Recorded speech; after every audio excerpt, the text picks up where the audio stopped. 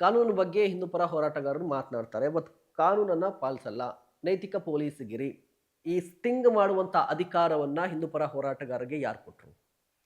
ಮಹೇಶ್ ಅವರೇ, ಇವತ್ತು ಇಡೀ ದೇಶದಲ್ಲಿ ಹ್ಮ್.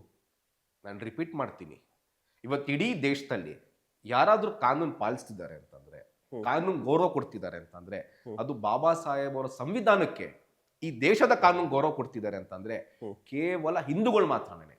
ಕೇವಲ ಹಿಂದೂಗಳು ಮಾತ್ರನೇ. ಮುಸಲ್ಮಾನರು ಗೌರವ ಎಷ್ಟು ಮಟ್ಟ ಕೊಟ್ಟಿದ್ದಾರೆ? ಸ್ಟೇಷನ್ ಕಲ್ಲು ಹೊಡಿಯೋದ? ಸ್ಟೇಷನ್ ಬೆಂಕಿ ಹಚ್ಚುವಂಥದ್ದ? ಏಕಾಏಕಿ ದಾಳಿ ಮಾಡುವಂಥದ್ದ? ನೀವು ಅದು ಒಂದೇ ಒಂದು ಉದಾಹರಣೆ ತೋರಿಸಿ ನಮ್ಮವ್ರ ಮೇಲೆ ಮಾಡಿರುವಂಥದ್ದು. ಸುಳ್ಳು ಆರೋಪ. ದಾಳಿ ಮಾಡಿದ್ರು, ಆ ಸ್ಟಿಂಗ್ ಆಪರೇಷನ್ ಇರುತ್ತೆ ಅಲ್ವಾ, ಎಲ್ಲ ರೆಕಾರ್ಡಿಂಗ್ ಇರುತ್ತೆ ಅಲ್ವಾ, ದಾಳಿ ಮಾಡಿದ್ರು, ಬೆದರಿಕೆ ಹಾಕಿದ್ರು, ದರೋಡೆ ಮಾಡಿದ್ರು. ಹೆಂಗ್ ಸುಳ್ಳು ಆರೋಪ ಏನಕ್ಕೆ ಮಾಡ್ತೀರಾ? ಸುಳ್ಳು ಆರೋಪ ಮಾಡುವಂತ ಕೆಲಸ ಆದ್ರೂ ಏನು? ಇವತ್ತು ಈ ದೇಶದ ಪರ, ಧರ್ಮದ ಪರ ನಾವು ಧ್ವನಿ ಎತ್ತಿದ್ದೀರಿ ಅಂತಂದ್ರೆ ನಮ್ಮ ಧ್ವನಿನ ಅಡಗಿಸುವಂತ ಕೆಲಸ ನೀವು ಮಾಡ್ತಿದ್ದೀರಿ. ಮಾಡಕ್ ಹೋಗ್ಬೇಡಿ, ನೀವೇ ಮಾಡಿ ಆ ಕೆಲ್ಸನ.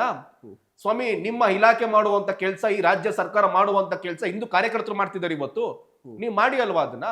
ನಿಮ್ ಬೇಕಾದಂತ ದಾಖಲೆ ನಾವು ಕೊಡ್ತೀವಿ, ನಾವು ರೆಡಿ ಇದ್ರೆ ಕೊಡೋದಕ್ಕೆ. ನೀವು ಮಾಡ್ತೀರಾ? ನೀವು ಪೊಲೀಸ್ ಇಲಾಖೆಗೆ ಎಸತಿ ನಾವು ಹೇಳಿದ್ದೀರಿ ಅಕ್ರಮ ನುಸುಳುಕೋರರ ಬಗ್ಗೆ ನೀವು ಪತ್ತೆ ಹಚ್ಚಿ ಅಂತ. ಇದು ಇವತ್ತು ನಿನ್ನೆ ಮೊನ್ನೆ ವಿಚಾರ ಅಂತಲ್ಲ, ಎಷ್ಟೋ ವರ್ಷದಿಂದ ಕೂಡ ಅಕ್ರಮ ನುಸುಳುಕೋರರ ಬಗ್ಗೆ ಧ್ವನಿ ಎತ್ತಿ ಅಕ್ರಮ ನುಸುಳುಕೋರನ್ನ ಒದ್ದು ಓಡಿಸಿ ಅಂತ ಹೇಳಿದ್ದೀರಿ. ಕೇವಲ ಬಾಂಗ್ಲಾದೇಶವ್ರು ಮಾತ್ರನೇ ಅಲ್ಲ, ಎಷ್ಟೋ ಜನ ಹೊರದೇಶದಿಂದ ಬಂದು ಇಲ್ಲಿ ಇವತ್ತು ಈ ರಾಜ್ಯನ ಡ್ರಗ್ ರಾಜ್ಯ ಮಾಡಕ್ ಕೊಟ್ಟಿರುವಂತ ಎಷ್ಟೋ ನೈಜೀರಿಯನ್ಸ್ ಇದ್ದಾರೆ. ಅವ್ರ ಬಗ್ಗೆ ನೀವೇನ್ ಕ್ರಮ ತಗೊಂಡಿದ್ದೀರಿ? ಏನ್ ಮಾಡ್ತಿದ್ದೀರಾ ನೀವು? 2024ರಲ್ಲಿ ನಮ್ಮ ಬೆಂಗಳೂರು ನಗರದಲ್ಲಿ 98 ಕೋಟಿ ಮೌಲ್ಯಷ್ಟು ಡ್ರಗ್ ಬೆಂಗಳೂರು ಪೊಲೀಸರು ಸೀಸ್ ಮಾಡಿದ್ದಾರೆ. ಇದು ಸ್ವತಃ ಪೊಲೀಸರು ಹೇಳ್ಕೊಂಡಿದ್ದಾರೆ. 2025 136 ಕೋಟಿಯಷ್ಟು ಡ್ರಗ್ ನ ಬೆಂಗಳೂರು ನಗರದಲ್ಲಿ ಸೀಸ್ ಮಾಡಿದ್ದಾರೆ ಪೊಲೀಸ್ ಇಲಾಖೆ. ಹೊರ ರಾಜ್ಯದ ಪೊಲೀಸರು ಮೈಸೂರು ದಾಳಿ ಮಾಡ್ತಾರೆ, ಬೆಂಗಳೂರು ದಾಳಿ ಮಾಡಿ ಡ್ರಗ್ ಫ್ಯಾಕ್ಟರಿ ಇದೆ ಅಂತ ನೀವು ದಾಳಿ ಮಾಡಿ ಹೋಗ್ತಿದಾರಲ್ಲ. ಈ ರಾಜ್ಯದ ಗುಪ್ತಚರ ಇಲಾಖೆ, ಈ ರಾಜ್ಯದ ಪೊಲೀಸರು ಏನ್ ಮಾಡ್ತಿದ್ದಾರೆ?